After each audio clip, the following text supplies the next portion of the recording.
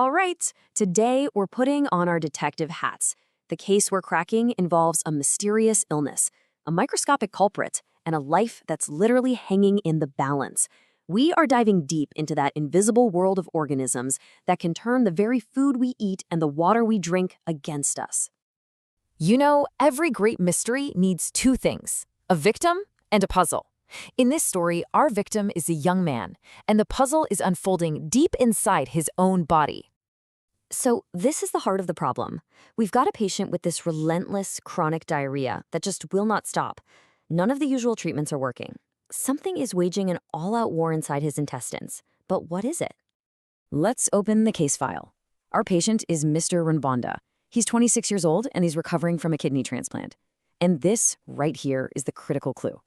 See, to stop his body from rejecting that new kidney, he has to take immunosuppressive drugs. This means his own immune system, his body's personal army, is being deliberately held back. And that leaves the castle gates wide open for some very specific microscopic criminals. Okay, so to figure out what's got a hold of Mr. Ranbonda, we need to line up the usual suspects. When it comes to waterborne illnesses, there are a couple of microscopic bad guys who are famous for causing total chaos in the gut. Our prime suspects are these single-celled organisms called protozoa. Let's get their mugshots up here. First, we have Giardia duodenalis, and our second suspect is Cryptosporidium. These two are like the Bonnie and Clyde of waterborne illnesses. They're found all over the world, lurking in contaminated food and water, just waiting to cause severe diarrhea. Now, these two have totally different MOs, different methods of attack. Think of Giardia like a squatter. It has this powerful adhesive disc on its belly, it's basically a suction cup, that it uses to latch onto the surface of your intestinal cells. It causes trouble, but it doesn't break in. Cryptosporidium, though? Oh, that one's a home invader. It actually burrows into the intestinal wall and builds itself this tiny little fortress inside your cells, where it can live and multiply totally safe from most of your body's defenses. But despite their different styles, both of our suspects follow a pretty similar four-step playbook. It all kicks off with ingestion. You accidentally drink or eat something contaminated with their tiny, dormant, shell-like forms. Then, once they're inside your gut, they activate, they hatch. Step 3 is multiplication. They start reproducing like crazy, and that's when you get all the awful symptoms. And finally, excretion. New infectious forms are passed out, contaminating the environment and starting the whole vicious cycle over again. And this is where it gets really serious. While both of these parasites can make a perfectly healthy person miserable, Cryptosporidium is what we call an opportunistic infection. It preys on the weak. So for a patient like Mr. Ranbonda, whose immune system isn't at full strength, this isn't just a bad stomach bug. No, it can be a relentless, chronic, and even deadly disease. So how do doctors actually measure that danger? Well, it comes down to this one critical number. They count specific immune cells called CD4+ lymphocytes. In a patient with Cryptosporidium, if that count drops below 100, the infection can become life-threatening. This one number just shows you the razor's edge Mr. Ranbonda is walking.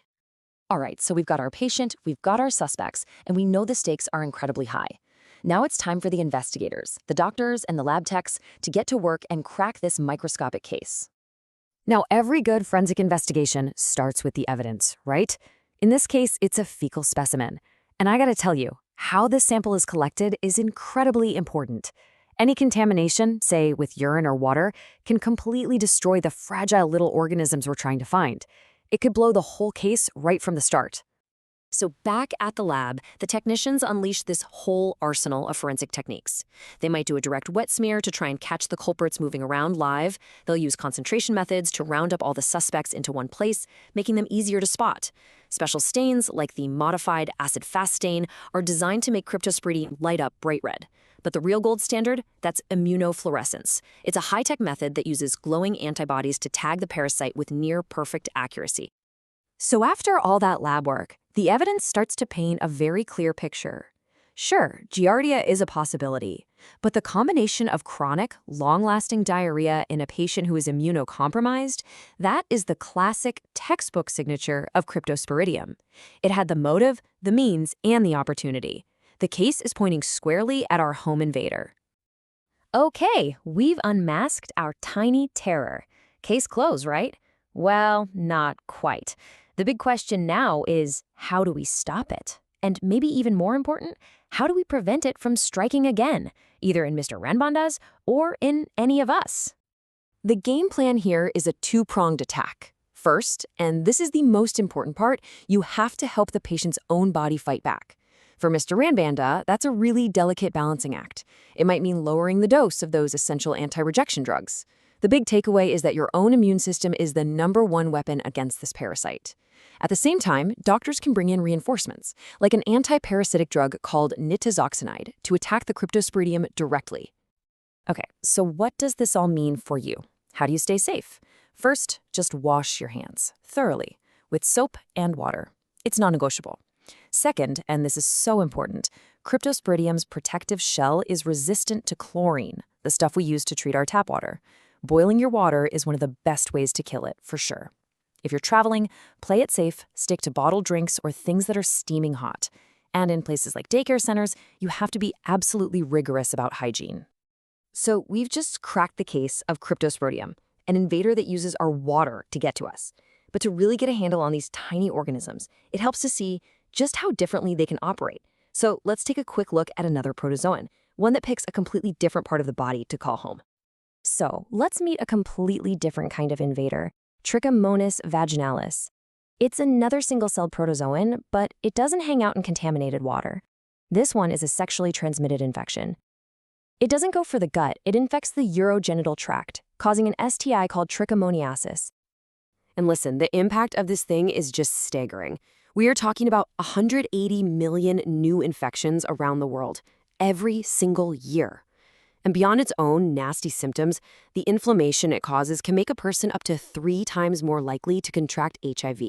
This is a huge global health problem. And here's a really key biological difference that explains everything about how it spreads. Remember those super tough protective shells, the cysts from our last case? Well, Trichomonas doesn't have one. It's fragile. It can't survive for very long outside the human body. And that means it has to be passed directly from one person to another, almost always through sexual contact. And you know how every bad guy has a signature move? Trichomonas is no different. For the lab techs, its telltale sign is how it moves. When they look at it under a microscope, it doesn't swim around smoothly. Instead, it has this jerky, unmistakable twitching motility that gives it away instantly to a trained eye. So how do you stop it? Well, the prevention strategy is pretty straightforward for an STI. But one point here is absolutely critical: contact tracing. Men are very often asymptomatic carriers, meaning they can have it and spread it without ever knowing they're infected. So it is vital to find and treat all sexual partners to finally break that chain of transmission. So we've gone from an invader lurking in our water to one passed through intimate contact. It just shows you how these microscopic organisms have all these different playbooks for waging war on our bodies. And it really leaves you with a thought, doesn't it? Our bodies are this constant battlefield, home to countless invisible conflicts. So what other battles are being fought inside you right now?